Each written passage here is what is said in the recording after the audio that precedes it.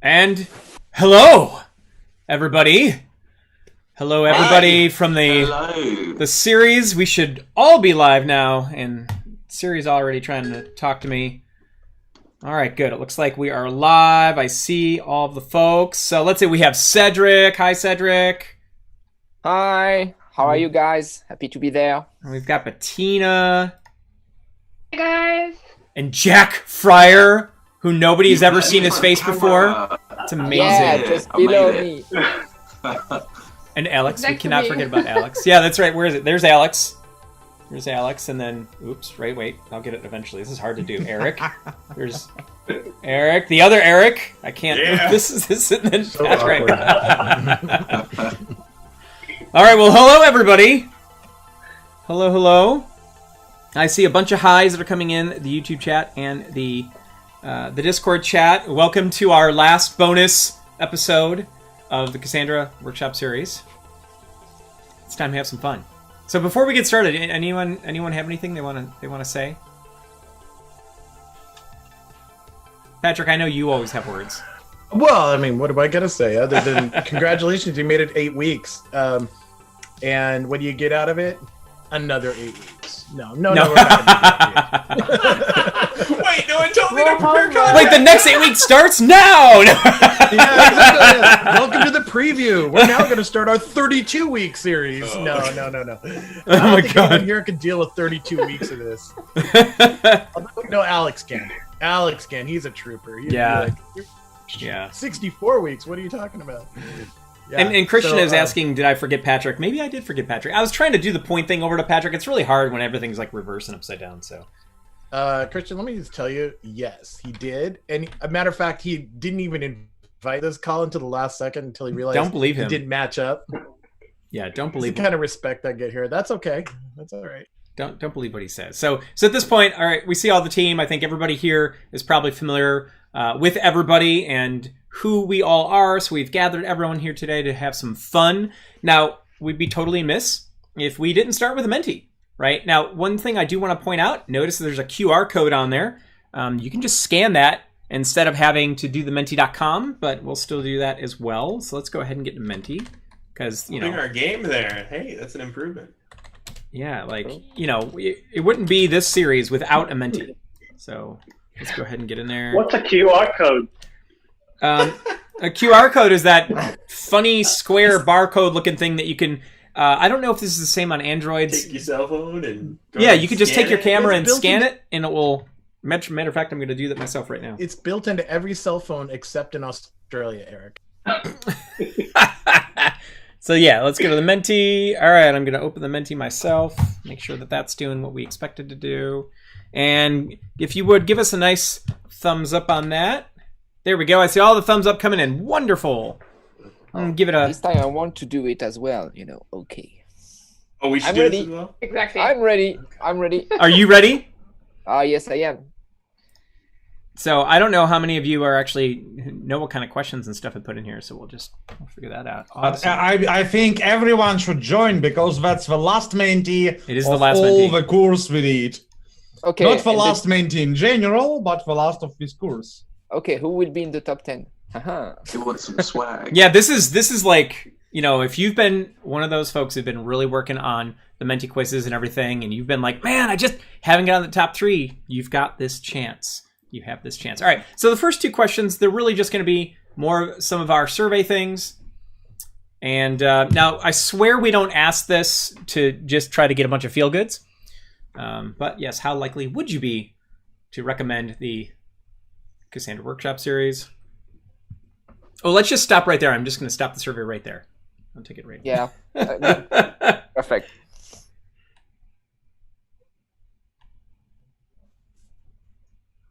Just not going to do it, huh? Who's not going to do it? What are you doing?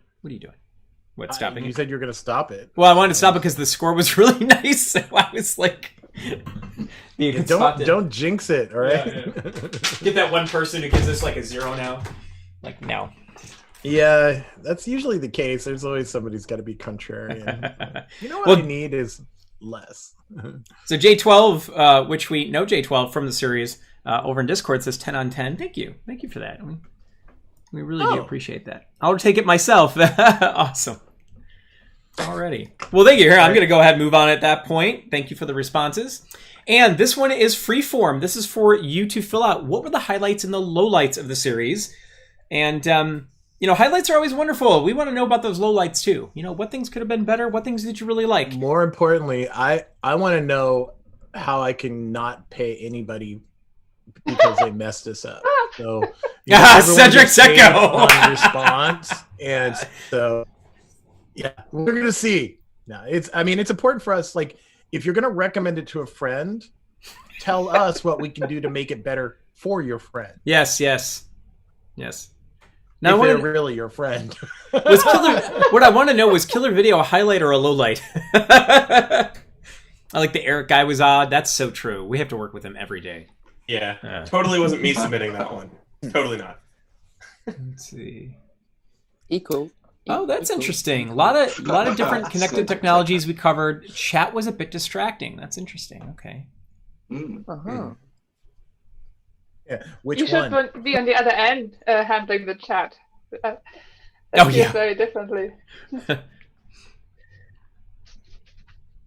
Oh, I like the fact that people say Kubernetes part was good because at the first place we expect to focus only on Cassandra, but after a few weeks we made that bigger, talking about cloud, Kubernetes. And Totally. Now, there's one on here that if you could see my face, you'd see me. I'm kind of face palming myself.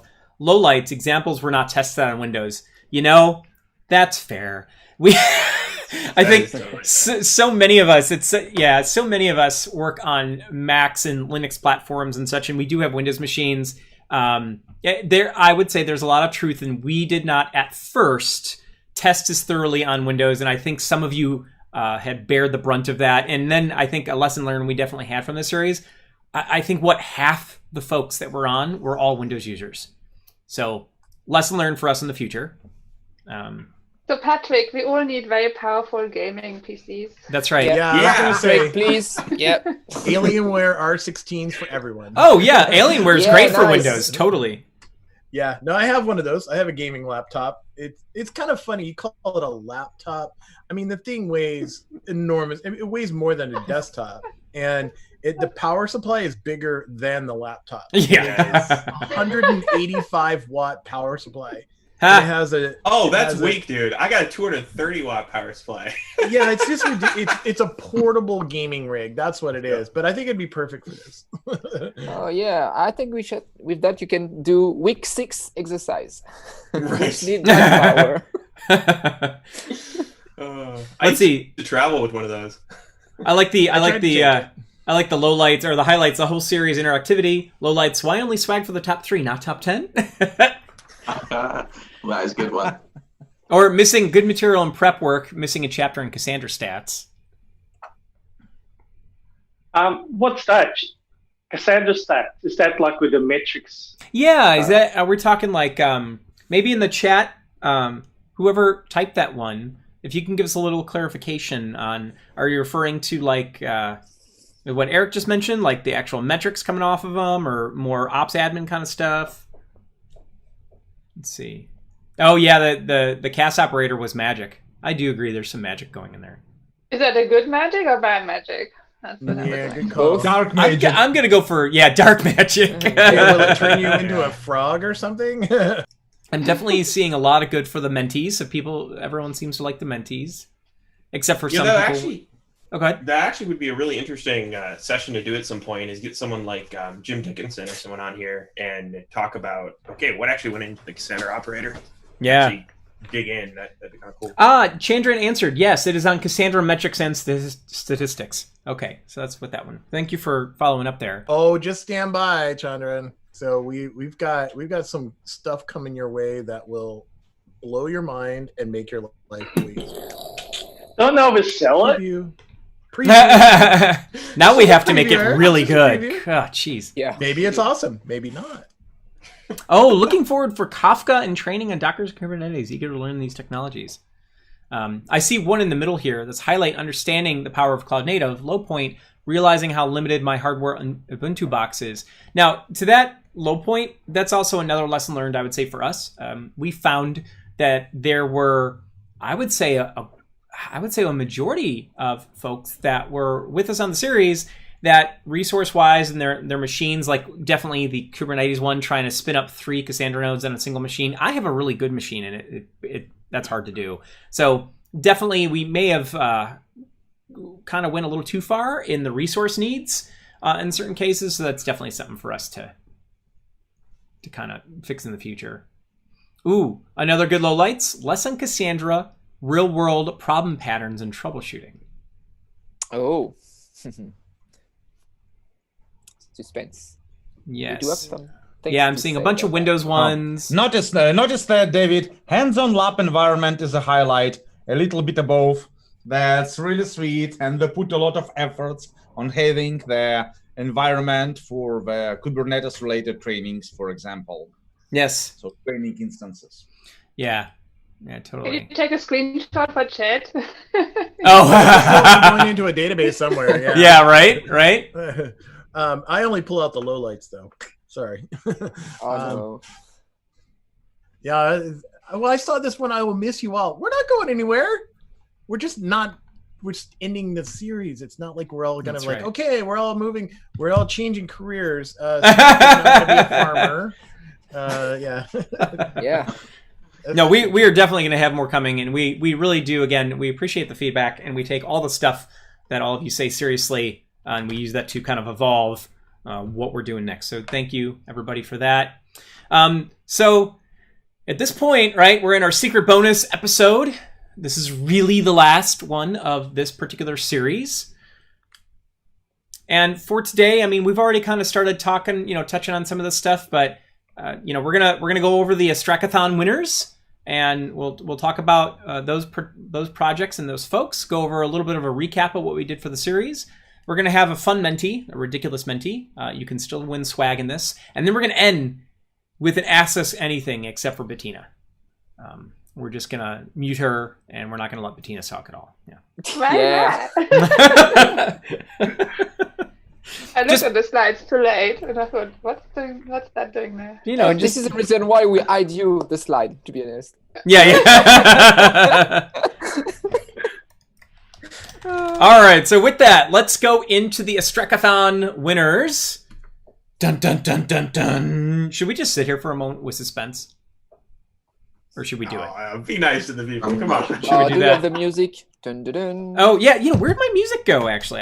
You need good music for that. Here, sorry. Yeah. We need some suspense music. Here, let's- Epic music.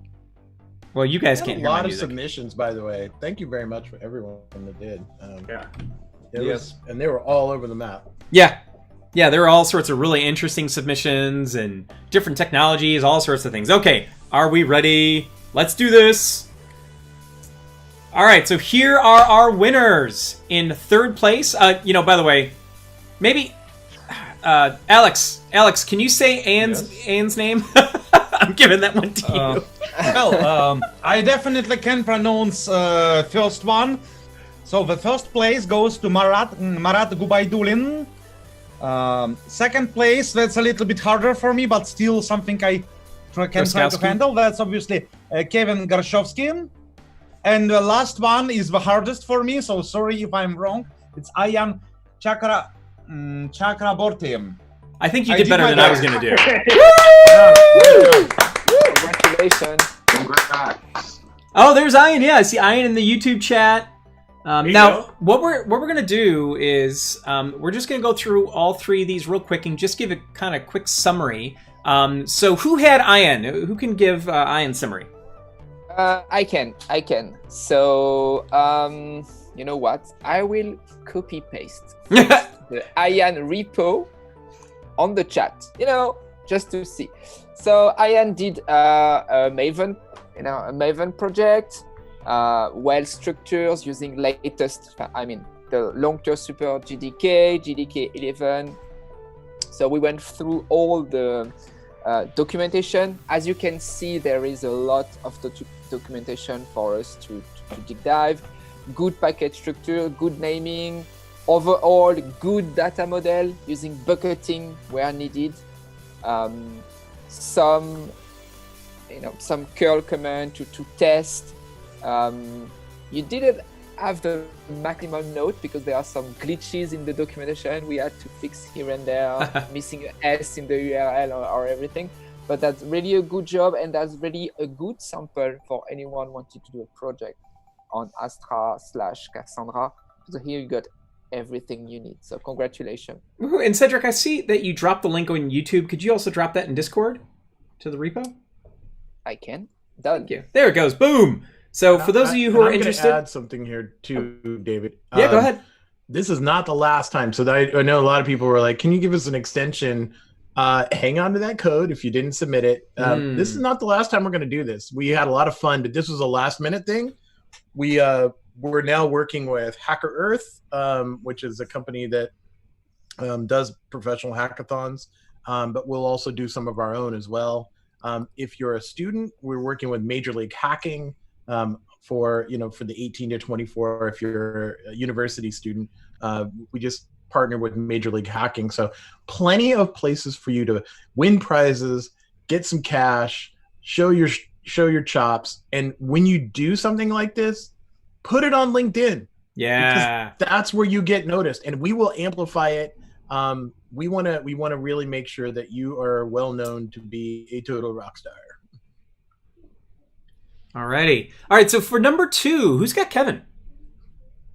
That's on my side, and I can say that's a very good submission for the Astrathon.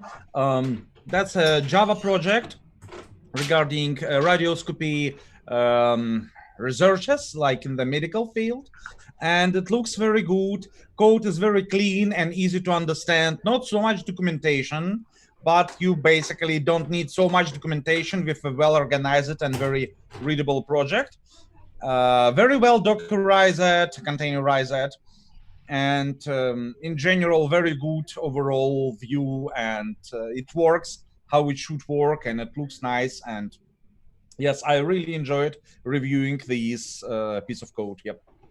To that point, I got to say, by the way, when we first started doing the hackathon, and as Patrick mentioned, we kind of did this right at the end here in the last minute. I was kind of curious to see what we were going to get. I actually had a ton of fun going through all the projects that everybody submitted and checking out what was there and downloading downloading their apps or going to the GitHub repo and working on them and seeing them. And I found it to be actually really quite fun. I'd like to get time to go through all of them if Patrick or Cedric will let me do that. We'll see. We'll see what happens. I don't think we have a GitHub link for Kevin, do we? Yeah, I was going to ask, do we have materials that we can drop for Kevin's submission? I thought that was a zip. I'm typing an answer meanwhile. Yes, it was a zip file, so not a Git repository. But by the way, for the next workshop, for the next Astrathon, I believe we need to make a requirement to have it publish it as in GitHub, because it's much easier to review, obviously, a Git repository, so I can make some notes and so on. So it's easier. Absolutely. Yeah. Well, and it's easier to get out to the community, right? Then other folks are able to take a look at what you've done and use them for their own needs and wants as well. Okay, so then the last one, but the first one, Murat. Who's got Murat? Well, I did do an intro, but Cedric did a much more detailed look at the code. So first I post this into here into the chats.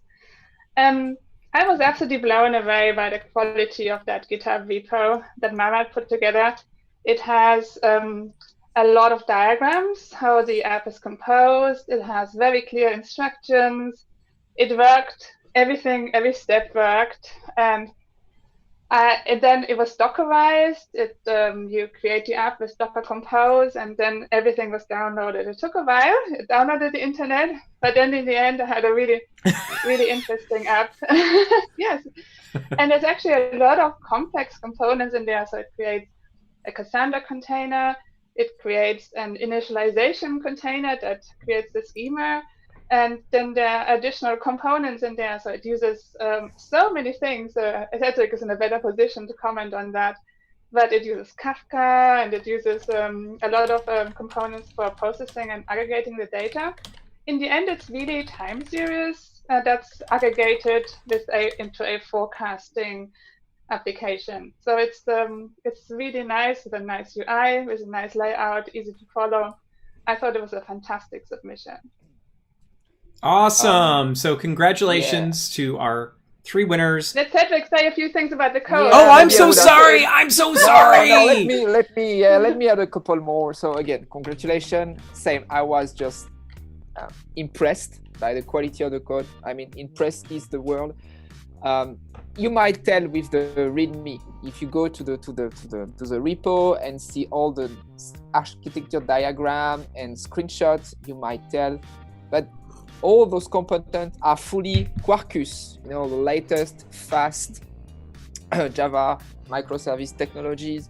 There are some very nice tricks to make the Cassandra schema ready to go. You don't have to do anything, just Docker Compose build, Docker Compose run, and then a dedicated container that will connect to Cassandra once Cassandra is ready, create the schema and everything. Then, of course, you do have the aggregation using, using Kafka and Spark, and then Spark machine learning to do some, prediction on time series. Best use case for Cassandra. I think I need to go check that out. That's awesome. Yes. Yeah, it's called Infinity app. So check it out on the GitHub repo and just run it. It's really easy to run. Just follow the steps. I want to notice for everyone who make a proposal or send something to Astrathon or any other competition, please be absolutely sure you've included into the documentation of a project, and yes, you should have documentation, some words about how to build the project, because there were some submissions without any explanations how you should build that. And well, that's how to be polite that you send some projects, explain how to run it. Yeah, great. Now, for our 3 winners, again, oops, I switched screens over here. Again, for Ian, Kevin, and Murat, ensure to reach out to Jack Fryer. Same thing for those of you familiar in the past with doing things with our vouchers and stuff. Reach out to Jack to get your gift cards, right? The ones that you earn. And Patrick, I want to totally put you on the spot, right? So when the whole idea of the Astrathon came up, right, it wasn't just about having folks create stuff to submit it to us and then it just stops there, right? So what is the long-term goal for projects like these in the community? We're going to create a whole new startup on some of these. They're that good. I'm kidding. We're building a to-do app. So you're all invited to join my new startup. That's great. What we want to do is we want to help promote these more. We want to put these on our website. We want to keep talking about them, and more importantly, highlight you, the person who's designed it, built it, the engineer, as someone who's worth talking about. And we want to highlight our community members and give them all the mad props we can. Lots of reasons. I mean, we want to always highlight people in our community and show, like, here's people doing interesting things. But we also want to give you an opportunity to show yourself off. I mean, this is a great way to get a leg up in your career and show people that you are not just an ordinary engineer, you're a hacking engineer. And it helps, and this is probably the most important thing, it really helps our community members, new people especially, when they can see examples that are generated by other users. Because, this team, everyone you see on the screen here can generate examples all day long, but there's an impact whenever you create an example that you build, and you're a practitioner, you do this every day. It really helps our community. Think of the first time you were working with Cassandra or with Astra, and you were like, wow, I wish there was more examples. Help. Yeah. You could really help that community build, and it's just a great thing to do in community. So stay tuned. We'll be promoting more of these. Yeah, so it sounds like we have more of that coming. Yeah. There was one question, how many we got? How many submissions approximately? Anybody has that? We had about 12, so around 12 submissions. Could Yeah, be given- 13. Yeah, given the amount of time, that's pretty good. Yeah. If we gave you more time, I'm sure we would have had thousands. You know, honestly though, Yeah, it would be lovely. just that 12 alone, just so all of you know watching, you know, this team that you see here, we all went and evaluated just those 12. It took us the week from the time of the last one until like yesterday later to get through them all. Good So morning. yeah, there you go. you know, so it did take a bit of time to properly evaluate them and go through them all and everything. So it's okay that we had 12, but maybe in the future we can set I've it up done so a we can a little more. 6-month hackathon. We did it was a 6-month project for university students, and we had well over it was like 150 submissions, and we had to have individual conversations with everybody. Wow. Whew, that was a long 6 months. Wow. Yeah. Alrighty, great. So it sounds like we have But more. before you move on, David, Yeah, go ahead, Eric. so just quickly, so if you guys like Patrick mentioned before, you know, you can still do the work, still publish your code on LinkedIn or wherever, and if you just tag us, we'll go and promote it as well. Oh, that's a really good point. Yeah, thank you, Eric. We need to continue doing it, as Patrick said. All right, I see Gorev asked what countries we're from, but I'm going to hold that off. We'll wait to the AMA. We told Gorev to go ahead and just guess. See if you can guess what countries we're all from, right? And then we can. Mine is very difficult. I ruined mine. Yeah, I've never been able to figure yours out, Cedric. It's just, yeah, Well, it's really hard. Yeah, when he shows up with wine and chocolates to a team meeting, it's really hard to figure out where they came from. laying on his side, just eating his grapes,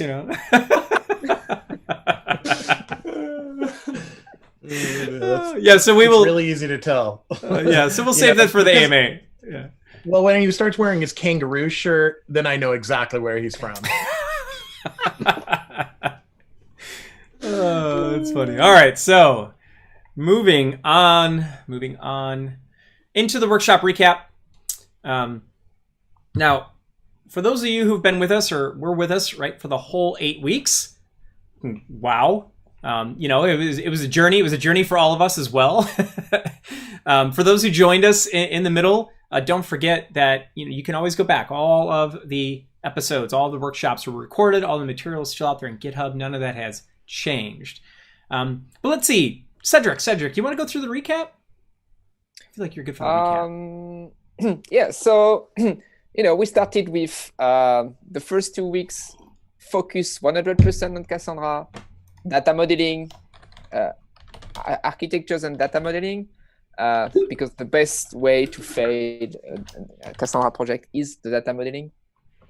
So first, that was really the subject that you need to master first, and then week 3 and 4 was really for me the meat of the series was how to build an application using Python, Java, Node, and C#.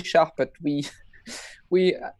I think C# lasts for 1 or 2 weeks, and after that we didn't update. That was kind of hard. That was trying to do the code for all those languages every week, and the C# one just kind of fell off. Yeah. But now thinking twice as an application developer, we gave you a lot of info about the what happened under the hood in Cassandra, and with what could be the features running in Kubernetes, having SaaS services and managed services for Cassandra. The things you need to focus more is really how to develop, how to provide the features, and less how to install or deploy or scale your Cassandra. That one of the things that will change in the future, I guess. And this is why next weeks 5 and 6 it was all about Kubernetes, joy and pains. Yeah. Hardware issues. Where is my box? How can I do the exercise? I'm waiting for 50 minutes for my cluster to be up, all those kind of things. I think we eat like maybe 30 times the same question about resources on those exercises. Yeah. But lesson learned. Next time we will do some less demanding exercise. Yeah, that may have been a little much this week. Speaking of reduces the hardware, week 7, even if it was all about performance test, we are pretty calm, pretty small about the settings we needed to do the exercise. Yeah, I'll tell you, for week 7, hopefully all of you felt this. We felt a little guilty for what we did to you in weeks 5 and 6. So for week 7, we kind of backed off on the homework because we were definitely getting the feedback through the mentees and just asking you questions that, a lot of folks were still catching up, right, and all the homework and everything. So we hope that by week 7, it backed off a little bit, gave you a chance to kind of catch up. My hope from week 7 is that, again, given, if you all remember the survey question there of how many of you are honestly performance benchmarking your data models, the vast majority were like, we're not. So I hope at least one of you has decided to start performance benchmarking your data models after that particular episode. And if you don't, we would love to hear your story about how you failed. Yeah. And we will have you in a workshop. It's just, come on, this is engineering. You don't just build a bridge and say, all right, everyone go ahead. No, you test it. By the way, in YouTube, Libran Puneet says, we accept your guilty apology. That's awesome. Oh, that's so good to hear. Yeah, I feel so much better now. What about the VMs, downloads, and all the... I am so glad we moved away from the VMs. And oh my goodness. All right, and then week 8. Let's see. So week 8 about the cloud. So road to the cloud. Very good feedback on this one. I didn't expect that much. I mean, at least 10 to 15 people reached out to me and told me, that things about introducing stuff to the cloud is very, very interesting. Then we move the app to GKE. I did the slide. Bettina did the demo the day after. It was a fun one with a lot of technical issues, but in the end, you do have the project to do it. I'm very sorry to interrupt, but there is a question in the chat, or more statement in the chat. Oh no, which speaker belongs to which country? And I only have one question. I have only one question, but very, very big question. Aleksandr VOLOCHNEV, Russia or Singapore? Yeah. How come? Well, there was another one that said Bettina lives in Alaska. There you go. Yeah, I'm only thinking because of the background, but I'm like, yeah, Bettina, how is Alaska? It's a little cold or nice? Oh, we have a heat wave at the moment. That's great. I kind of like the Cedric French-Canadian one. Well, but I got this in Germany. You got it wrong. So. Hey, Eric, it looks like I'm in Australia now. You're in the U.S. Should we spill the beans, or are we gonna just Guys, let yeah, it go ahead. guessing? Let's This is just kind of fun. Let's spill. Maybe we should have a Menti quiz about it. Quick, just create one real quick in the background while we're doing this. I'd say we have about every time zone covered, though. I think That's so. a big hint. Yeah. Yeah, I think we definitely kind of run the gamut there. Alrighty. All right. Anyone have anything else for the recap? Anything else you want to say there? I think that about covers it, really. I mean, it's a good, long 8 weeks. Yeah. I think a big thank you is in order for all those people who were with us every week. I thought that was impressive. Yes. And yeah. It was so wonderful to come to the workshops, 10 minutes early and see, oh my God, there's already 18 people waiting, right? And it's, they have to wait for still 10 minutes. Well, so I that think was great. Yeah, we had around, Jack, correct me if I'm wrong, we had a little over 2,000 people that were there every week. Yeah, you're right. Yeah. 2,000 people showed up every week. I mean, granted, that's not like, binge watching on Netflix, but we're just really happy to have that many community members join us all the time. Yeah. Speaking of binge watching, does anyone out there in the community actually go and binge watch these? If you do, tell us in the chat there. I'd be kind of curious to know. Oh, I do know of at least some folks. I'm curious to see what we're going to see in the chats there, Eric. I've had some folks that reached out. Oh, the owl. There we go. The owl said I did, and the owl. Correct me if I'm wrong, but we've been chatting in Discord and comes from an Oracle background, and I think you said you were getting into this, first time in the beginning and everything. But no, I've definitely talked to some folks who did not start with us. They found out about it like halfway or more than halfway through, and then went back and watched all the stuff and did the exercises and everything. I thought it was wonderful. Right. Alrighty. All right. So, and there's by the way, I see some gold in those chats, but I'm gonna wait for the AMA. But this now is your last chance for this series to win some swag. These are very, very serious questions in here. Super difficult this week. Very serious questions. All right, so we have Menti, and again, you could just use that QR code. Just go ahead and scan it. I will go ahead and plop these down as well. I'll drop them here. There we go. And we'll let everybody get into the Menti. Gang code 5579128. And I've put them into the chats. Operators are standing by. Yeah, right? It did sound like that. It totally did. All righty. And we'll let everybody get in here. Hold the line. We try to connect you. Hold the line. Love it always. Don't beat yourself, son. Yeah, right. All right, we'll let some numbers get up there.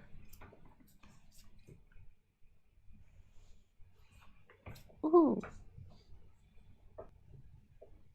By the way, these animations, if you did not know, all of the wonderful animations you've been seeing throughout the series, they are all the work of Jack.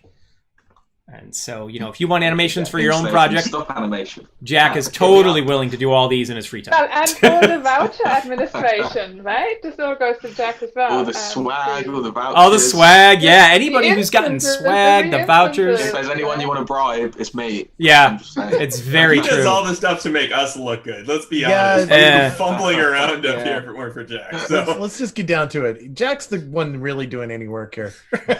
Yeah. Everyone else is just kind of a talking head. He's also got the most viewed questions on community because he posted the homework there. So oh, how many views did it get? I think for week one, it's huge. Eric, Eric's the man, I think. Eric, do you know what the top number of views on one of the community the homework questions was? Oh, I think there was something like 8,000 or nice. 9,000. I think it was over 10K. I have a quick look. I'll look it up quickly. Does Jack have a better salary for this? No, we've actually lowered his salary. He became so efficient, we realized that... I'm paid in t-shirts and vouchers. Yeah, he gets all the t-shirts. We gave him a smaller closet to sit in to do his work, too. There's another question in the YouTube chat. Are everyone Star Wars fans, really? And it's kind of funny to that because when the team was coming up with a theme and trying to figure out what to do, obviously you have to be really careful of copyright and all sorts of things, and so we did kind of come to something we could use. I guess I don't know, do we have any Trekkies? I'm both, honestly. I'm both Star Wars and Trek, so I don't know. Yeah. Totally Star Wars. Oh no, gotta get them both. I finished Star Trek like back in the day, and then I haven't gone back. So have you seen the Lower Decks? No, see, I haven't seen any of the new stuff, and I maybe I should binge watch that. Yeah. All right. Watch like the Mandalorian. That's all you need. Oh, they're gonna have a new season. No, I can't wait. Yeah. That's like a light afternoon. Like once you get through that, you gotta get something in there. See, I'm a Trekkie all throughout, and I never got into Star Wars, and it's always a point of contention with my kids, because like my kids, like particularly my oldest son, would recite all the lines in the Star Wars movies that I'm like, nah, I don't get it. I've never seen them. So I got to point out one joke that someone just made, very punny, Rajiv, in Discord, that Jack is a jack of all trades.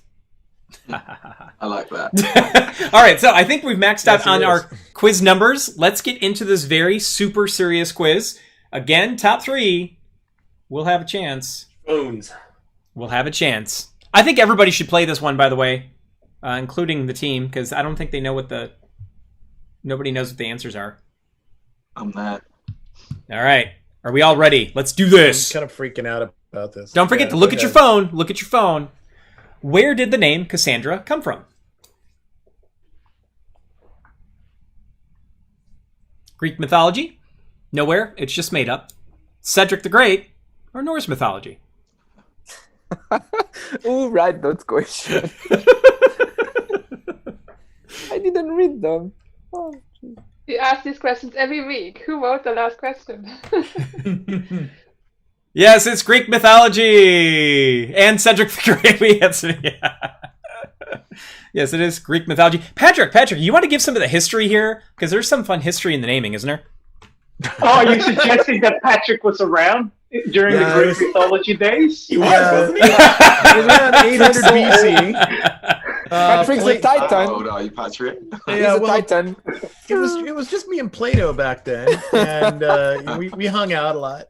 No. The fun part of it is that Avinash, who's one of the originators of Cassandra, if you know him, he's got kind of a funny streak to him, and he picked the name Cassandra because it was in the Greek mythology, Cassandra was one that foretold the doom of the oracle, and he just thought that was awesome. And so You didn't really say that on a recording, did you?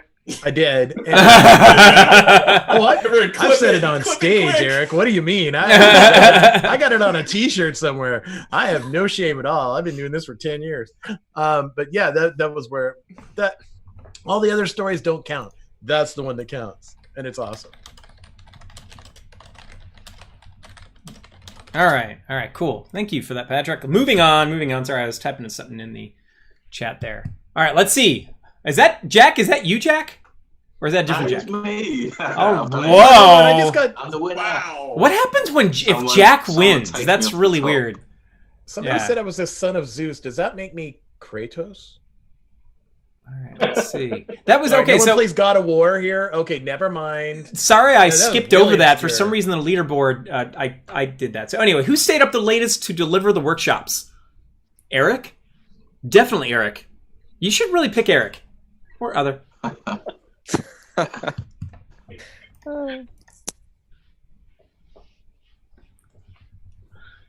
And by the way, after everyone answers this, I'm going to let you know something. But Eric, what time is it right now? Yeah, what time is it, Eric? It's nearly 3 a.m. in Melbourne. Yeah. Okay. So, That's the answer to their question. case in point, yep, Eric is here. Now notice Eric's that in Melbourne, Australia, Victoria, the home of lockdown. if you picked any one of the Eric answers, you were correct. So all of those folks get that. So let's see what this does to our leaderboard. Working in a global company brings some very funny meeting times sometimes. We had Cassandra Day China recently, about a month ago, and I was host on this event, and it was like from 3 a.m. to 9 a.m. my local time. So, Eric, I share your pain. On a Friday night or on a Saturday morning, right? Yeah, it was Saturday morning, exactly.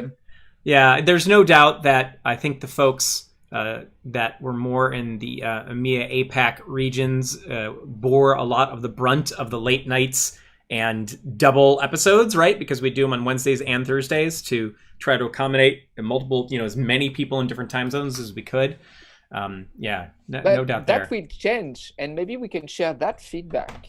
We have some feedback from people living in India that doing the second workshop on the Thursday was not a good solution because it was like noon in India, and folks there don't really, do some pause to do the workshop at noon.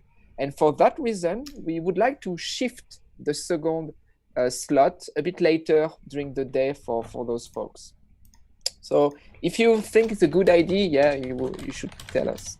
We could have put a question on that.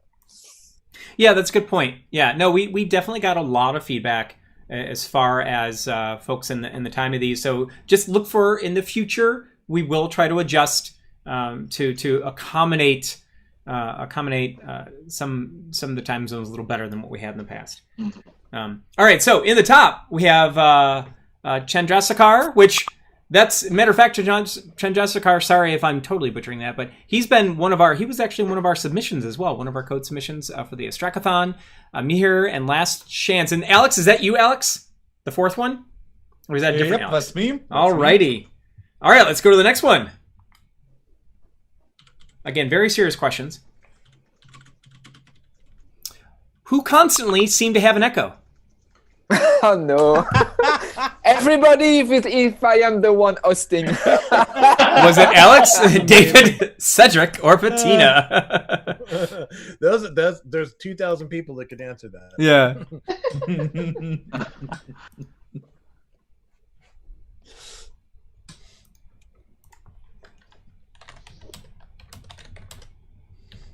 Yes, So Cedric. the moment of truth. Yeah. Yeah. No, Cedric was definitely it. I mean, I think I had one little mishap one of the times with when we brought Patrick in. It wasn't so much of an it was an echo thing, or I shut off Cedric by accident. So Patrick, if you remember the episode Patrick was a guest speaker on, he wasn't actually supposed to be there the whole thing. That wasn't planned. Yeah. And oops. So I shut trapped. off. I shut off Patrick, and it shut off Cedric. So I'm like, Patrick, you just have to stay for the 2 hours. So we had fun though. What were we doing? Something important. But yeah. Yeah. it was- So now I need to explain why I do have an echo, and it came for I think week number 2 when during the Mentimeter we would like to add some music, fun music using the Mario soundtrack. Oh yeah. And at the moment I put that music and this loop with audio on my Mac, boom, everything was screwed. And it took me up to something like last week to figure this out. Yeah, and But, some of the. but Oh, go ahead, Alex. we have to agree, we have to accept what it happened with nearly everyone who was a host. Like 100%. It happened with me as well. Yeah. No, is there? I wonder if we should do an episode of like the behind the scenes of filming what actually happens before we do these, and like some of the. No one would ever Yeah. attend. Yeah. Flaming dumpster fire that we all. Oh yeah, no.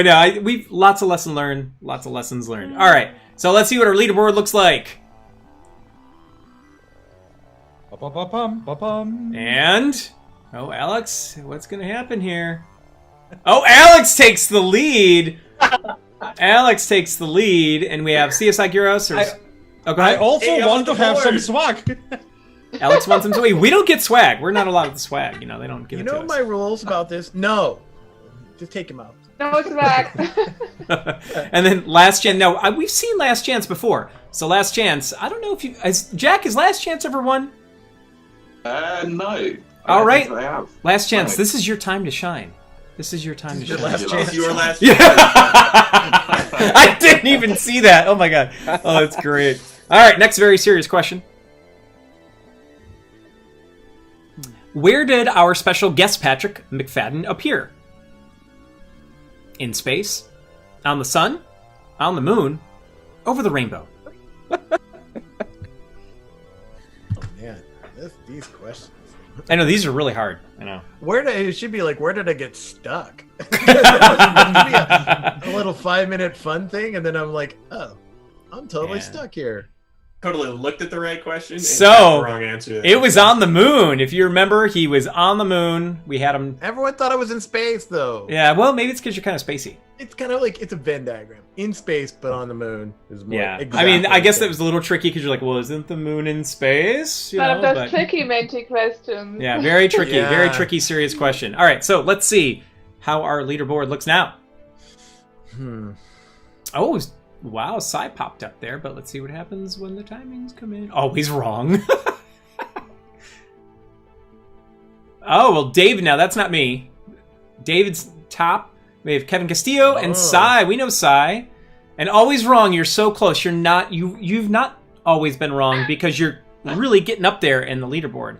The last chance just disappeared. Yeah, last chance. I'm so sorry. No. Well, we have more.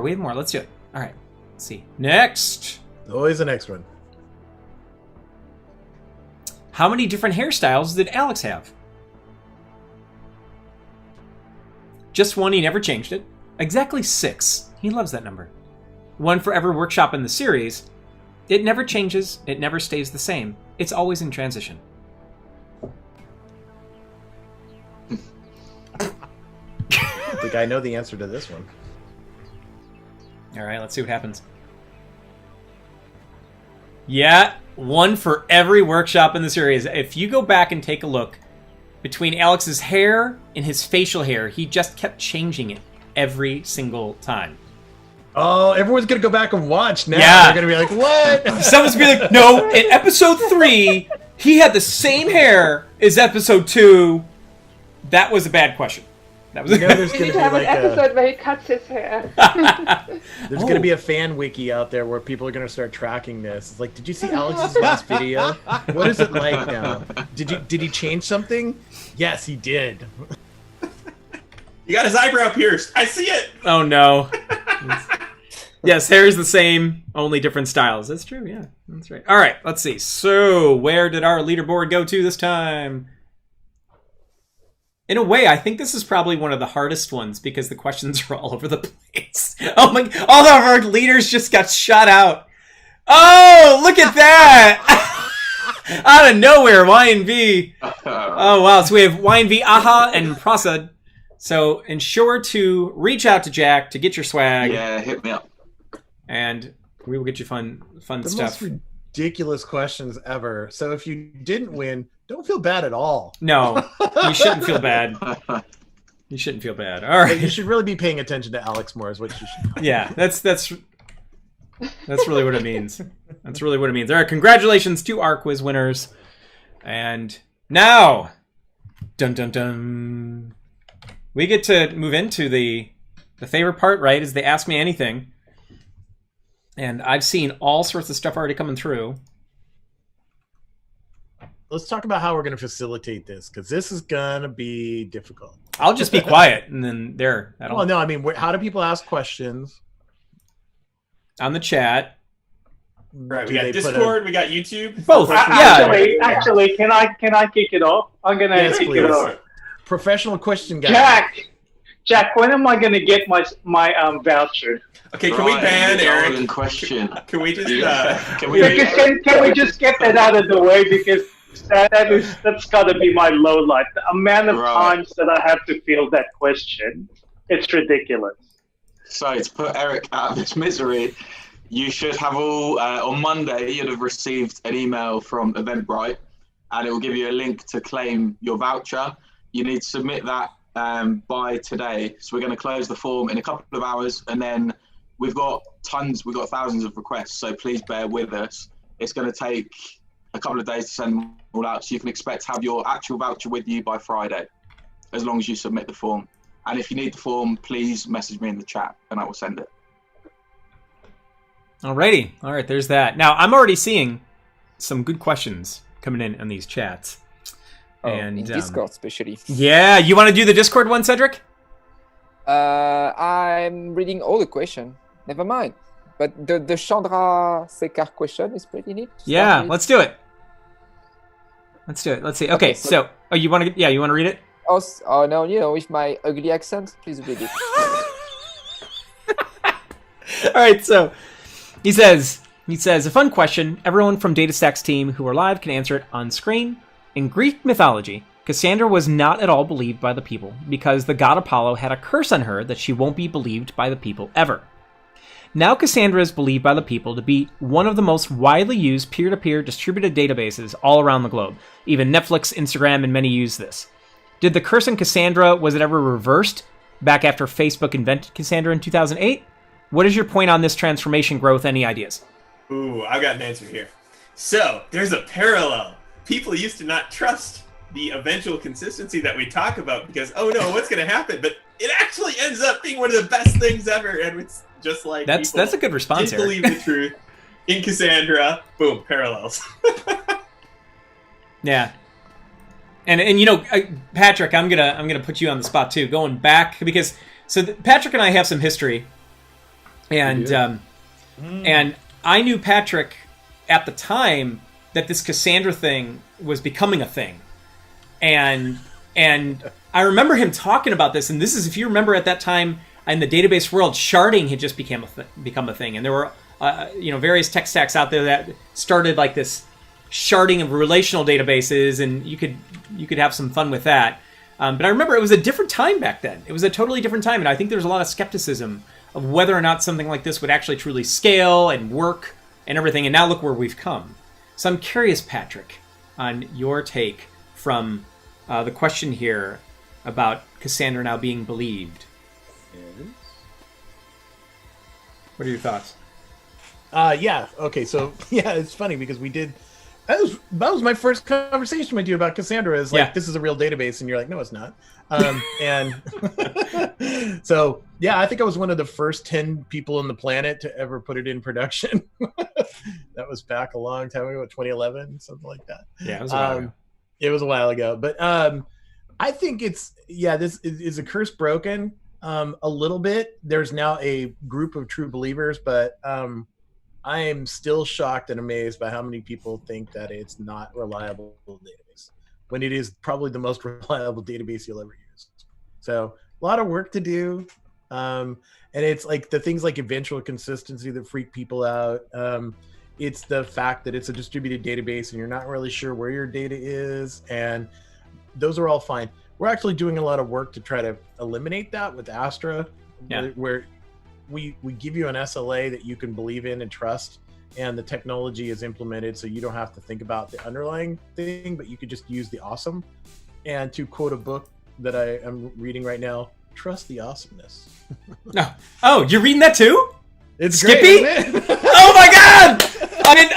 I'm in the last 10. I'm in the last one. I've been waiting for it to come out Oh, that's great. By the way, the book that we were talking about is oh God. Expeditionary Force. Expeditionary Force. I'll tell you, when I first, this is a sci-fi book. Sorry, we're geeking out just for a moment. But when I first came across the Expeditionary Force, that actually, I got that because of another series called Bobaverse, which is wonderful. And Patrick actually recommended that to me. I also told you about that. Yes, one you too, did. yeah. But then I found the Expeditionary Force, and the title of it and stuff, I was like, whatever. It seemed kind of more military and everything. It is so good. It's a lot of fun. And the author finally released the last part of the series. And Skippy, by the way, Skippy is an ancient AI, and hence the name. I don't want to give any more away. Go take a look at the Expeditionary Force. Go read it. You will move on to it. You will appreciate that. AI from the 1980s. Oh no, this is like millions of years old. Yeah, it's much older. Very serious. Very serious. Old AI, it's like old AI. You kids, you stay off my universe. So to follow up on what YouTube here. Was that? I said we got a few on YouTube here. It's scrolling pretty quick. Oh wait, before we move on, Yeah. to follow on to what Patrick was answering with, there were some follow-ons to that. A bunch of folks asked about how does the financial industry cope with it, with Cassandra. And we see it all over the place, actually. And I know, Patrick, you have some... Every bank uses Cassandra. Yeah.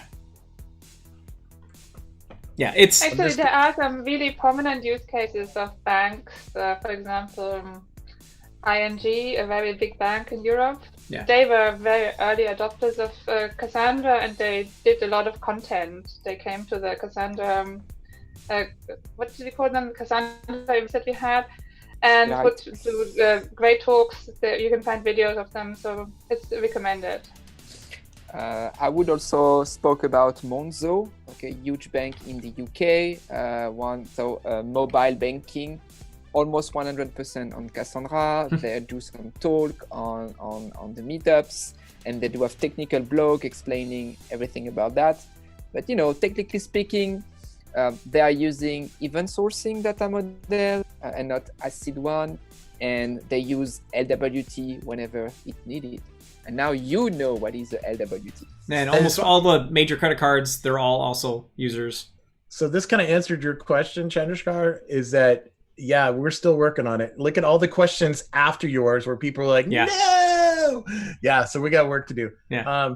Here's the funny secret is every bank has always been eventually consistent, and they never use ACID transactions for financial transactions. They're not reliable enough. Think about that one. Ooh.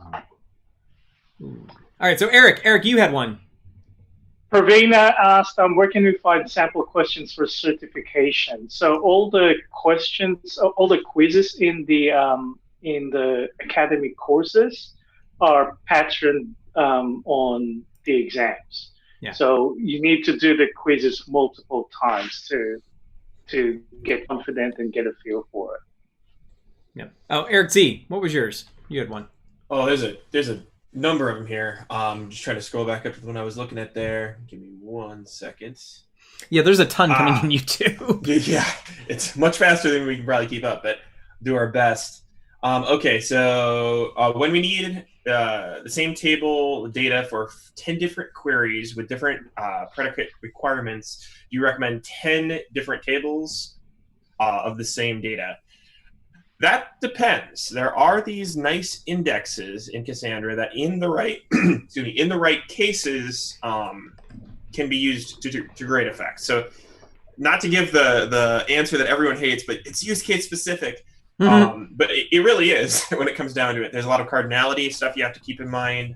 But I will throw this out there just as kind of an easy gold nugget of knowledge. There's no problem with keeping 10 tables with the same data. Functionally speaking, there's not really an issue with it. So that would be my 2 cents. I know Erick Ramirez, you probably have an opinion on this one as well. Yeah, no. So if you stick to the one query, one table rule, I think you're off to a good start.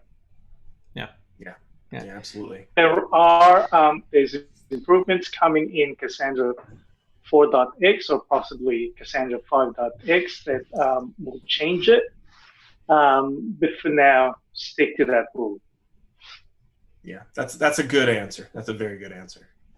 So another follow-up to the financial conversation we were having, I see this. So is the tunable consistency set to all with respect to financial domain? And, I'm actually going to be curious I see some head shaking, and I wonder, right, because I don't know too many folks who in practice would use all, because if you go to all, you now lose your ability to have availability tolerance, right? Because in a case of all, if I lose one node, it's not available. I cannot perform that operation until that node is available. So it's kind of like one of the cool things that Cassandra does, right? It's that robustness, that availability, that always on piece you get. I want to ask, I saw Bettina, I saw your head go, I saw Eric's head go. Like, what are you usually seeing from that standpoint? Quorum? Lightweight transactions, maybe? Local quorum, actually. Yeah. I think. Yeah, I wouldn't. That makes sense too, though.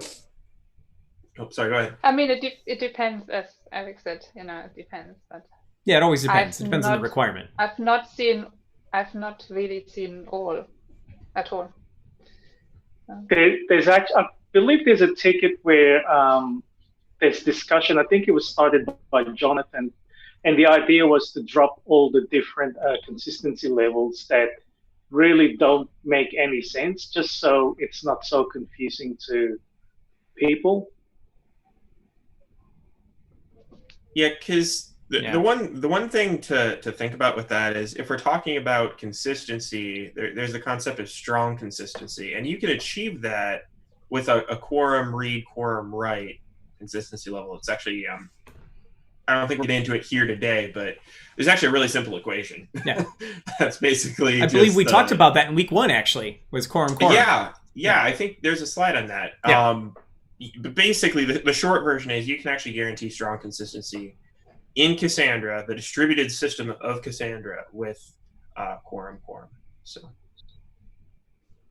Okay, let's see. What else do we have? Now, there was a question around how do you write the operator YAMLs. I'm trying to remember the name of the application where you do it in, but that's one of the questions. Ada Makhmatov. I can't remember the name of the application that you do it in off the top of my head, but there's a framework for it. Oh, for what? For writing operators. Put the YAML together. Oh. For the Kubernetes. If you're writing a Kubernetes operator. I don't know. I feel like that's an Alex one. Sorry, I was answering question in chat. I did that on purpose, Alex. How was the operator YAML created? But I've answered this question already. This YAML file is a manifest for Kubernetes as a resource definition, which explains for Kubernetes how to run Cassandra operator. So I think the question was, how do you write Kubernetes operator YAMLs? And a valid answer isn't you open up Vim? Yes. Well. I've sent the answer already, exactly the link to this file. It was written by Jim Dickinson, and I don't know what more do you expect from me. You open Vim and start typing characters. We need to get Dickinson on a session here and have him talk through that, because I think people would really, really appreciate kind of getting the 411 on the inner workings there. All right, so there's a Bettina question: is there Swagger for Python? Oh, right. Actually, Cedric researched. He found a Swagger for Python, so there is. Oh, really? Yeah, didn't you, Cedric? You found a Swagger for Python. I said I would definitely try this out after the workshop series is worked. Yeah. I tried to make Python as good as Java, but I never So is it called managed to do that. Is it called Shots fired. Swagger? Is it called Swagger? I didn't even get that joke. Yeah, it's a so terrible joke. actually, if you want to put that on community, I'll take the question and I'll see whether I can look into that. Okay. And now it's called Open API because it has been it's now in the foundation and it's actively maintained and it evolves pretty quick. Oh, cool. I didn't know that. Nice. I see one here, going back to the Kubernetes one.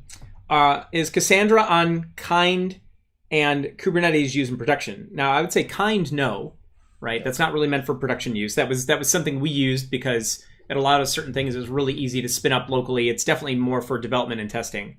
Now, is Cassandra deployed in Kubernetes in production? Well, Astra is backed by Kubernetes, the CAS operator from that standpoint. And I know there are at least some actual users. And Bettina, it looks like you've got one. We've got tons of customers who use those Kubernetes. We've got tons of users and who've used Kubernetes for years as well with Cassandra. So, I mean, even before the CAS operator, there were Sky was one. There were absolutely, before the CAS operator. So the CAS operator is fairly new. That was introduced in November 2019, right? So, but the use of Cassandra and Kubernetes goes way back. So in fact, Macquarie Bank in Australia has been using Kubernetes for about three and a half years, something like that. We are actively collaborating with them because they've been running it for far longer than we have in production too. Yeah. So the answer is yes. Another question that ties right into that. What are the main clients which are using Cassandra? Name some of them. If I understand the question right, it's kind of the who's using Cassandra out there in the world right now. Two ways to look at that. Open up your smartphone, look at the apps. Pretty much all of them. All the stuff you're doing. But if you want a couple specific names, we got Apple uses Cassandra, Netflix uses Cassandra. They've both been contributors in the community. You've got Instagram, you've got retailers out there. Sony PlayStation. Target's been a big one. Home Depot, Lowe's, Disney. Yep, Disney's another big one. Yeah, right. Yeah. The Starbucks is if you see a company name and they're at all global, they're at all. I mean, any of the things that Cassandra solves a problem for, it's a pretty good chance they're running Cassandra. I wasn't really joking about open up your cell phone and just look at the Apple list. Hey, Matt, Patrick, you're muted. Yes, I saw your mouth going. But I thought you were just whispering to yourself. And I'm not going to say personal that ASMR. I was saying TikTok, which is Yeah, they're based on. Most of your scale apps that are coming out of China are probably running on Cassandra now. Alibaba, Huawei has over 30,000 nodes. Yeah. Huawei is 150,000 nodes. Yes. 150. Yeah, it's Yeah, bigger they- than April. Yeah. They actually think that they have more nodes than Apple does, which is kind of funny. We'll let the two big cell phone companies duke it out. I thought Apple just claimed 160,000 their last Yes. update. Well, and Samsung is another one too. Samsung, Huawei, and Apple. So you probably the phone in your hand is probably backed by Cassandra. So It was regarding the Cassandra usage in different countries. It was very interesting experience when we started this recently mentioned Cassandra Day China, and I was very curious where will the speakers for this day come from, which companies I mean, and in a couple of days it was Alibaba, Huawei, Tencent, some other companies with a very, very, very big name. So WeChat and many things like that. Altogether, Chinese clusters for Cassandra are mostly probably the biggest in the world.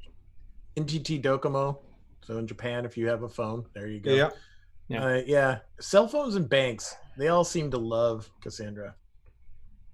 Yeah, definitely. All right, let's see. Who Um, else has got a good question? Timos asked, what's the strategy to update the partition key? You don't. You can never change your partition key. Yeah.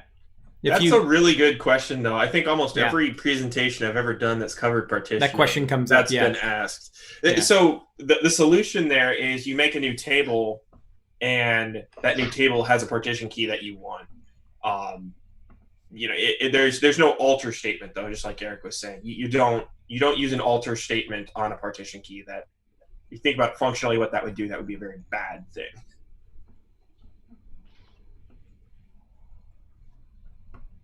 All right, I'm just reading through questions. Anyone got have a good favorite question they Yes. see? Someone asked about. All right, so Rajiv was asking about why does Cassandra use Paxos instead of Raft, and Kafka is moving to Raft instead of Zookeeper. Yeah, I'm gonna just take a moment to say I told you so. I went 30, which was get Kafka off of Zookeeper, and they finally have decided to Cassandra is do not that. using Zookeeper. Yeah, I'm just Jay and I argued about it and I lost. So anyway, but yeah, the reason we use Paxos is just it's a more established algorithm. Whenever you use any kind of consensus algorithm, you want to use the oldest, most proven model for your database. Raft is pretty good. I think it needs a few more years of getting beat up. It's like a file system. I would never use a file system that has not been in production for more than 5 years because you just haven't tested it enough. Consensus algorithms like Paxos have been around long enough. It's been in production on the way we implemented it in Cassandra for well over 5 years, so it's pretty steady and solid. We're not going to go and change a consensus algorithm because it's new and cool. We're going to use the one that works so that you have your data. And to be clear, just so no one gets the wrong impression there, Paxos is only a very specific subset of queries in Cassandra. That would be the the lightweight LWTs. transactions. Right. Yeah. And so that's whenever you want to do any kind of an exclusive operation, which is pretty rare in Cassandra, which is like multiple partition updates. But generally you just don't use them that much because they do have a cost associated with them. Yeah, Paxos in the middle. Slows down. Sure, it has to use a quorum. And a quorum is going to, anytime you have to ping multiple nodes. There have been some proposals in the Cassandra project to add things like ePaxos, which speeds it up a little bit. But any kind of consensus algorithm change we'll have in Cassandra will be in addition, not replace, because we do not want to violate the stability of the database. Mm-hmm. Yeah. So I see a set of questions all related to where do we see Cassandra going in the next 5 to 10 years, and one in particular talking about Cassandra 4. And I want to get to those in just a moment. I see one, though, right above it that is near and dear to my heart, so I got to get it real quick, is anyone run into tombstone issues in high-volume update and delete operations? So the first thing I want to say to that is if you have high-volume delete operations in particular, you should not have high-volume delete operations. Because when you delete, you are in fact creating a tombstone. And especially if you're deleting at a very granular level, like at the cell level, you're going to create a ton more tombstones than if you say delete at the partition level. So I would really say that if you have a pattern in a model where you're doing a ton of deletes a lot and consistently, you really need to take a look at why you're doing those deletes and probably stop doing that, right? From an update standpoint, depends on what you're updating. Are you using nulls where you don't need them, right? That's a big one I know that we see a lot where folks will, because coming from the relational world, what would you do? Well, you just make a column a null. But in Cassandra, that's an anti-pattern. You do not need to do that. And by doing that, you'll actually cause a delete marker where you don't need it. Most updates shouldn't really cause tombstones. It depends on what you're doing. So I don't know if anyone else, I saw Bettina, I saw you definitely had some looks there, some knowing looks on that one. But yeah, definitely, if you're finding you have lots of tombstones, especially since you pointed out high volume deletes, I would really take a look at why you're deleting, what you're doing, and I would try to rework that so you don't have all those deletes in your process. So I've actually come across quite a few use cases where the entire database is deleted every day and repopulated. Huh. Instead of truncated? You know, this is it's not truncated. This is actually problem, deleted. Right? Yeah. Deleted, right? It was and I think often these of use cases where data is exported in order to be analyzed and into a different class. So I don't entirely know why the decision was taken to delete everything before it's repopulated again. But in this case that I recall, it was deleted line by line, and then it was populated with Spark with inserting nulls. And within the week, it has tremendous tombstone problems. Yeah. And so yeah, don't do it. Right.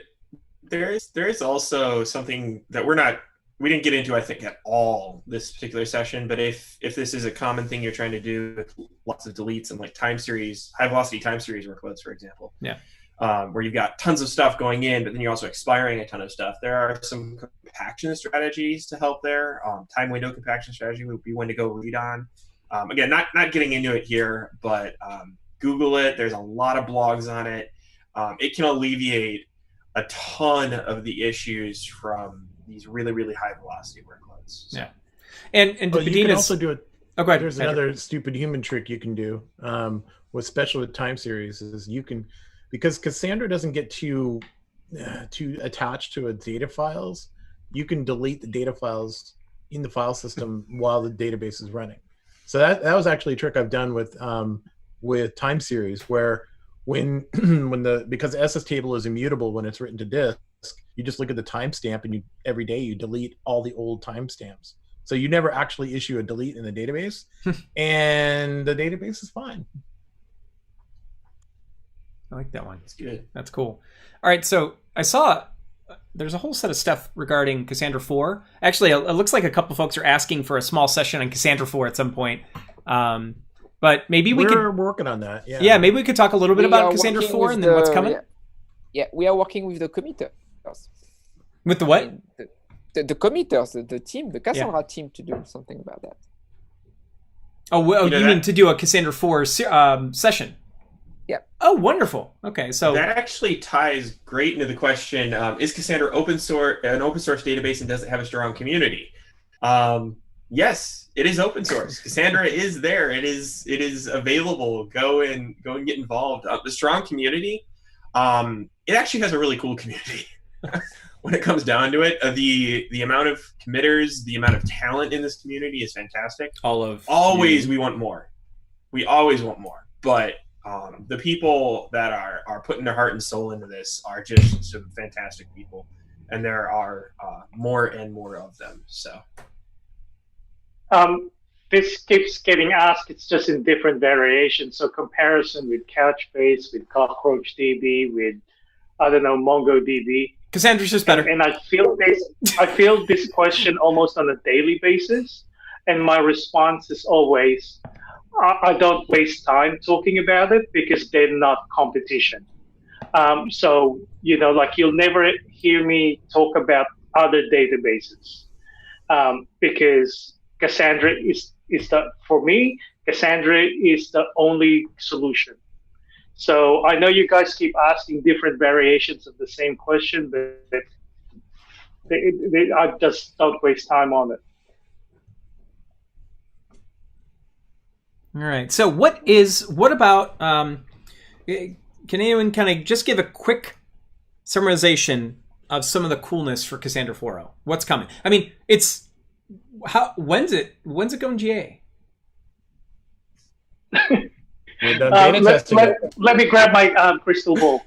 I'll be back. No. Come on. It's soon. It's soon. No when one is wants to soonish? touch This is a really question. good point. This is a very good point. This is an open source project. We do not have a marketing deadline. We do not have some, our CEO is not pushing us to ship it on a certain date. We want to get it out there as soon as we can, but it has to pass every single It's test. gotta be done right. And every JIRA that is a blocker needs to be cleared before we ship it. That's right. We're in beta right now. We're in beta 1. And that's pretty hopeful. So far, we haven't found anything horrible, but we want as many people to look at it as possible. So soon, maybe, unless you find something horrible, and then we won't ship it. Yeah, I'm pretty sure we're down to the last so many tickets, right? It's like it's not a huge amount. Like they've gotten through the vast majority of things. A lot of it's testing. Yeah. We did a code freeze a long time ago, like almost a year ago, 2 years ago. And if there's any changes that will introduce any breaking change to a test run, we have to rerun we do these things called survivor tests and fuzz testing, which is in this. I posted a blog in Discord, but the survivors and the fuzz testing are about doing the most horrible things possible to a database. Apple's been a great partner in this. They've been replaying all their major workloads through Cassandra 4. And if one byte is missing, then they go back and figure out why. Alrighty. How about I think Cedric, did you have something? I thought you had something on where Cassandra might be in the next 5 to 10 years. I thought I saw you have a response for that. Predict the future for us, Cedric. Yeah, we do have IDs and big things coming in, let's say, 3 months now. But yeah, I cannot unreveal everything. It's not public yet. But, Cassandra 5.0 would be very, it will be amazing. And I'm French, so I don't say that lightly. Well, most of the changes in 4.0 are around their operator base, not a lot of developer stuff. So performance. It's a lot also about performance. Yeah, performance is really good. Zero copy streaming makes adding new nodes into the cluster amazing. There's an incremental repair fix that's actually going to make repairs way easier. Yes, exposing the matrix as virtual tables. Right.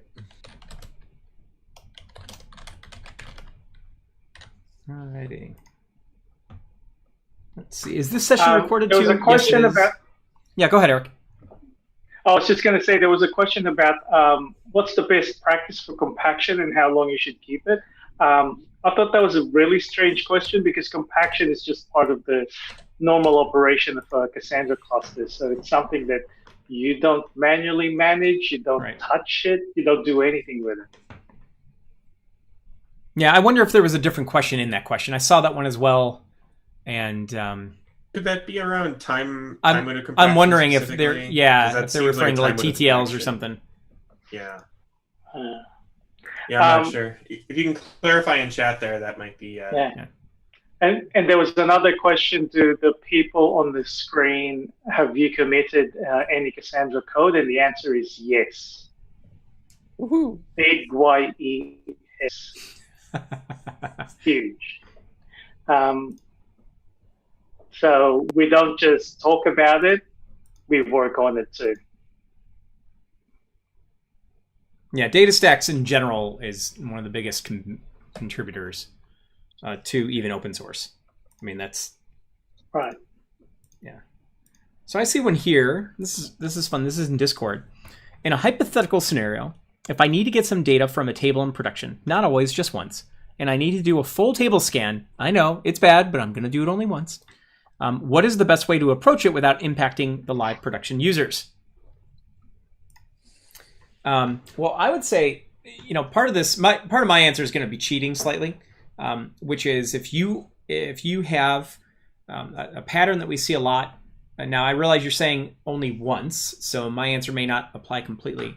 But a pattern we see a lot, especially for those who may need to do things, whether it's from an analytics standpoint, from an OLAP standpoint, is to spin up another DC, another data center next to your OLTP one, right?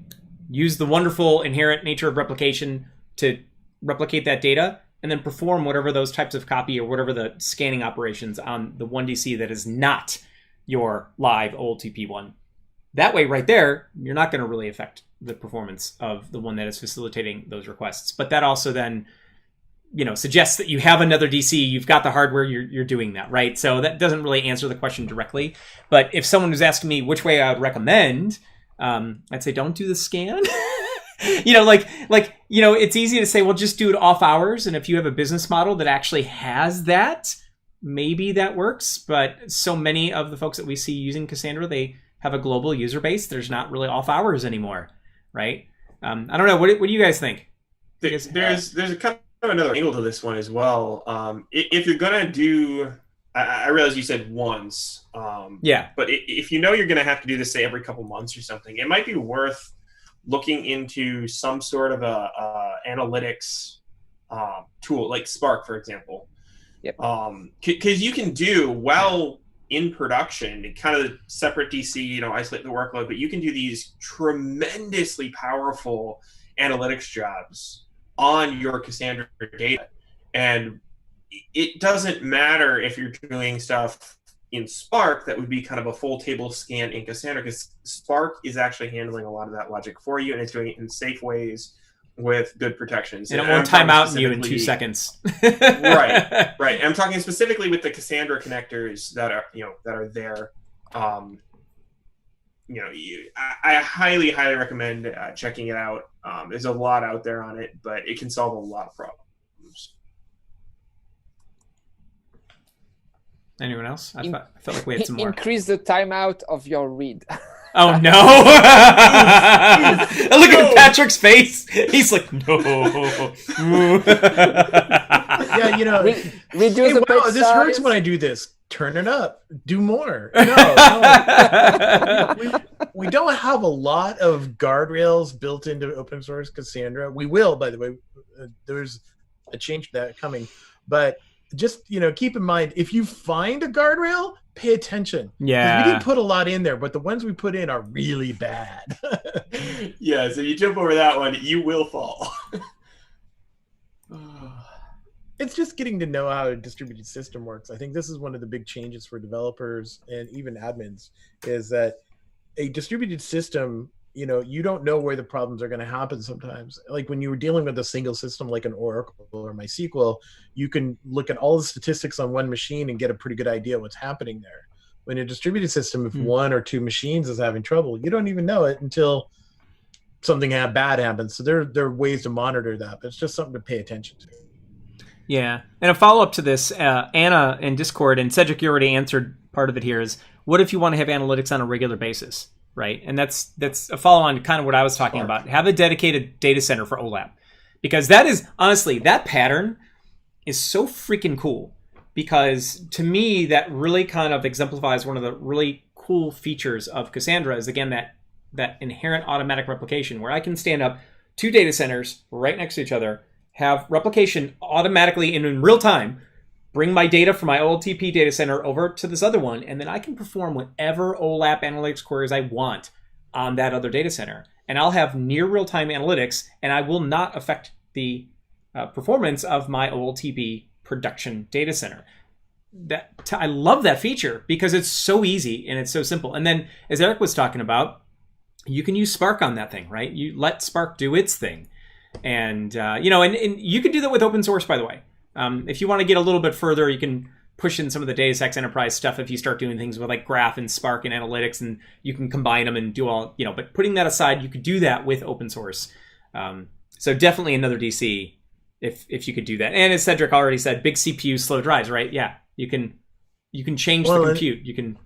And the cool way to do this now, and I just actually did an interview with a company called StreamSQL, which does this, and is using, there's going to be some changes coming pretty soon with our CDC, but using Pulsar, Flink in combination.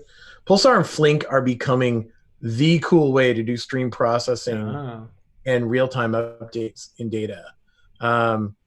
The the requirements for data at rest are pretty solid with Cassandra.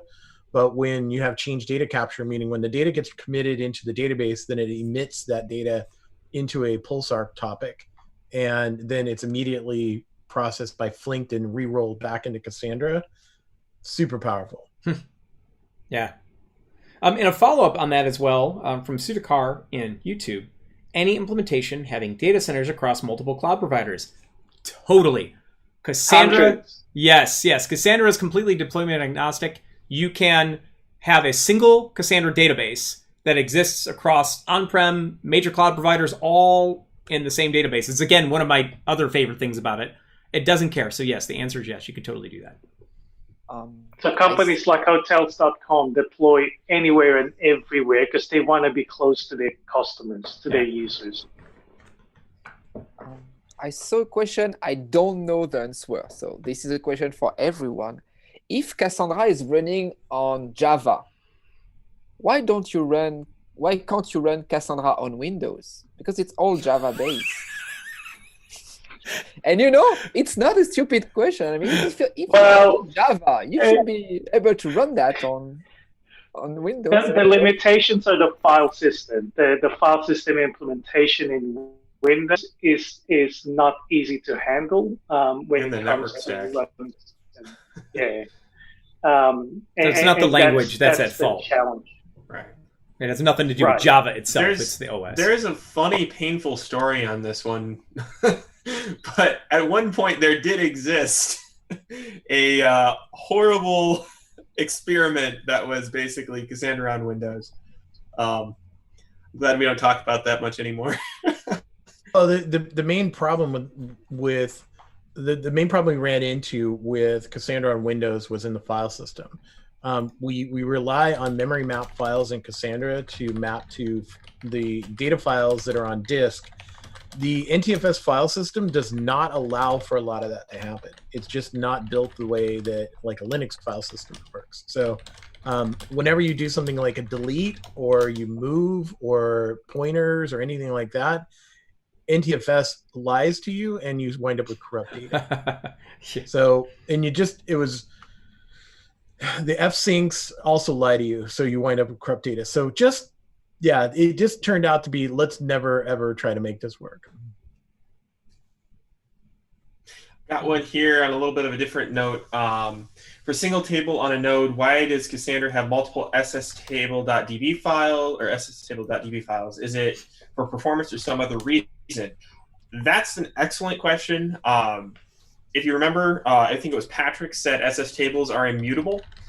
That means you cannot change them. So if you put more data into that database, but you can't change where that data is currently stored in the database, you have to make a new SS table when you have that data. So everything basically gets built up in RAM until it flushes down to a brand new SS table for you there. That's why there are multiples. And that's where compaction comes in. Compaction is actually taking many SS tables, taking everything current and putting it into a new SS table and getting rid of the old ones. So. All right, I see here one. Is there a technical limit to the number of data centers in a single cluster?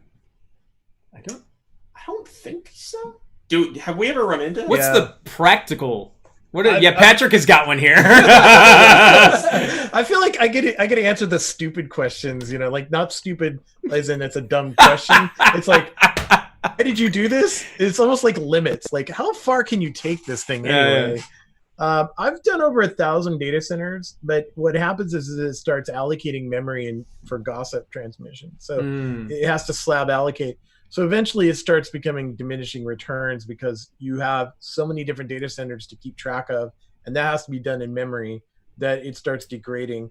If we were optimizing the system to be better at more data centers, like thousands of data centers, which may be something we're talking about with edge computing, then it would just be a different type of data model that we store that information.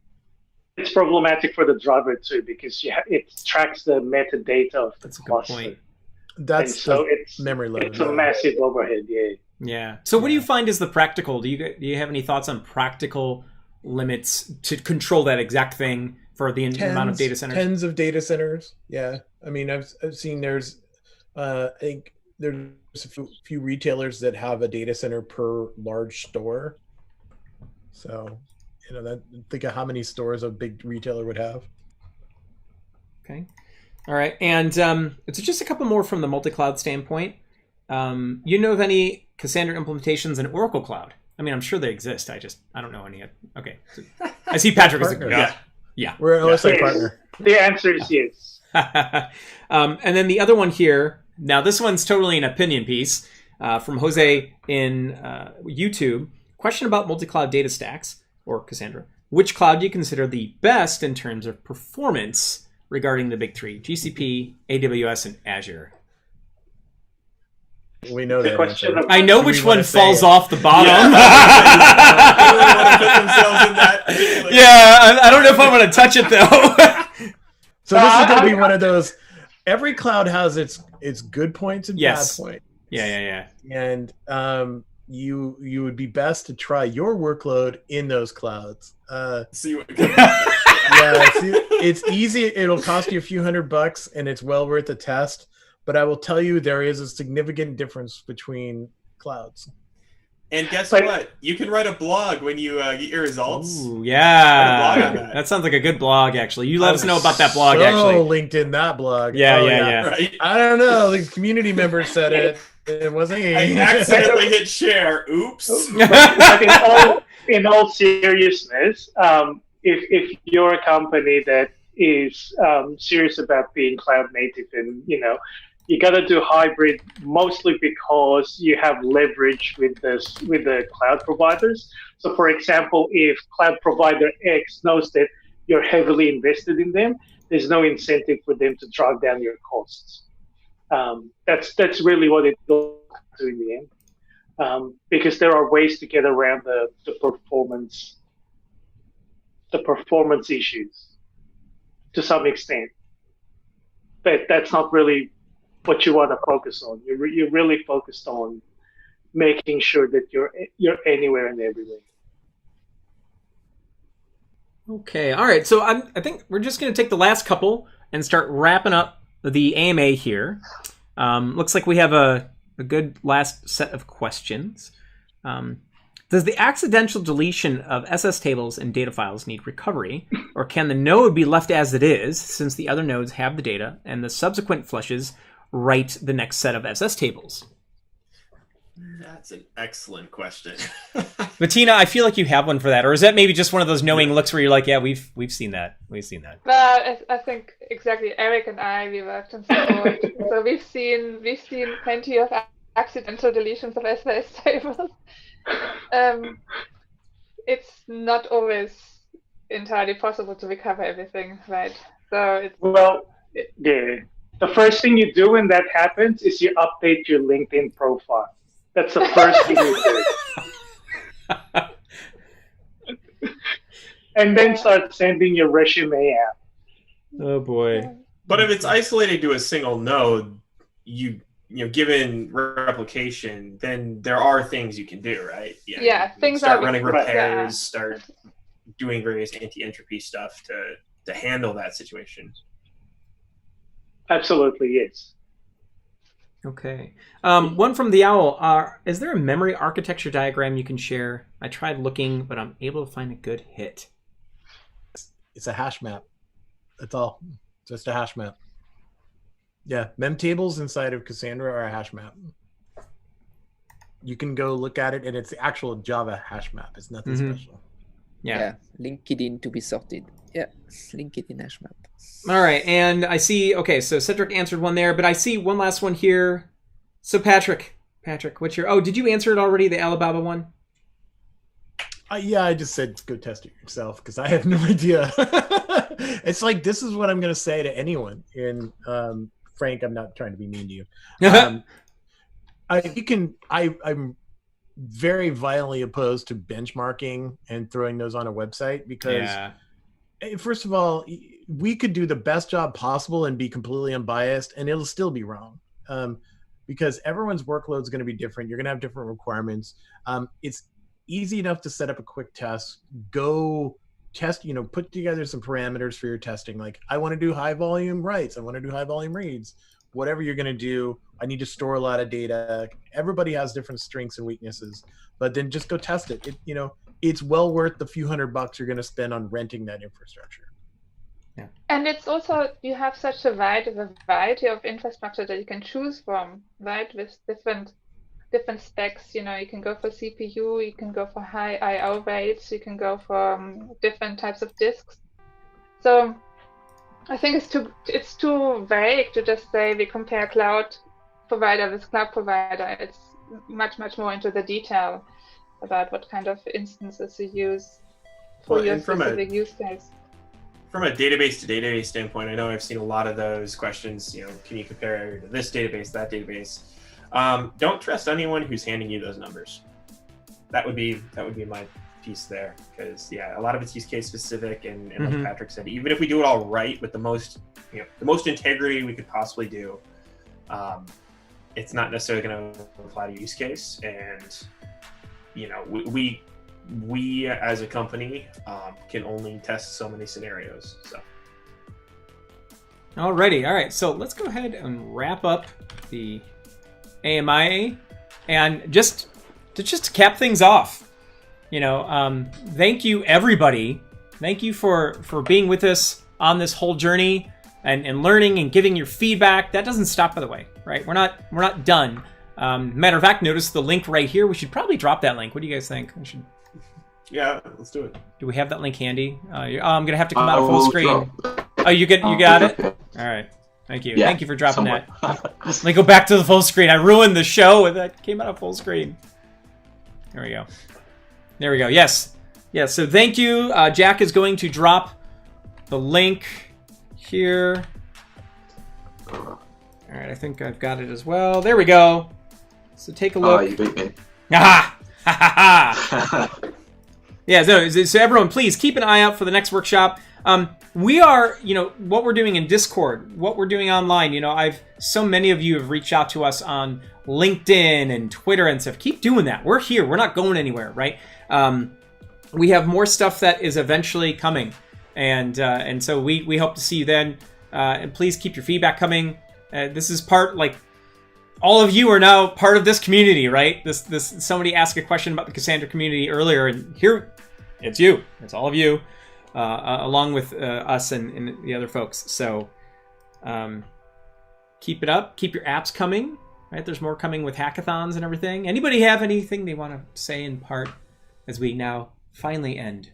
Well, our next series. Thank you for joining us. We should talk about it. Yeah, next series. Yeah, what's next? What is next? That's a great question. Yeah, let's do it. Okay, so remember when we said, would you recommend it to a friend? Here's your opportunity. Next week, we are going to go back to basics, and we're going to do an intro to Cassandra, which is going to have some data modeling. We're going to do this on Astra, so keep it simple.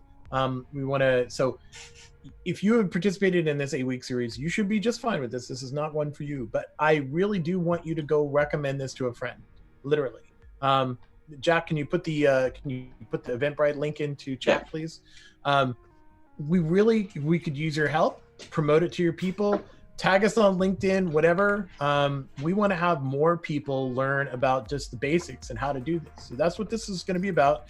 The week after that is going to be a more simplified version of building Cassandra applications with Spring, and then we're going to repeat the intro to Cassandra again, because we're going to spend the month of September trying to get the basics out there. So check out the link, send it to your friends, put it on social media. We really could use the amplification, but we really want to get a lot of folks in here, and we want everyone to be successful at Cassandra at the most basic level. And keep up the communication with us. We really want to know what you're thinking when we go from September and October, like things that you're going to be really interested in. We want to help. Absolutely. Yeah. No, we take all the feedback very seriously, and for some of you who've reached out to us directly, you may have noticed some of the things that you've mentioned have shown up in the next episode or what's coming in the future. So definitely keep it coming. Alrighty. Don't forget to like any videos that you watch of us. It actually does help us get discovered. Yes, please like us. Please. Please like us. Hit the bell. Subscribe. The YouTuber thing now. Are we YouTubers now? Is that what we are? I don't know. Literally are. Now, do we need to make a little subscribe graphic? And we're like, subscribe. Do it. Hit the subscribe button above. Yeah. Yeah. We've tried not to do that. So You're right. Right now it just says voucher. No.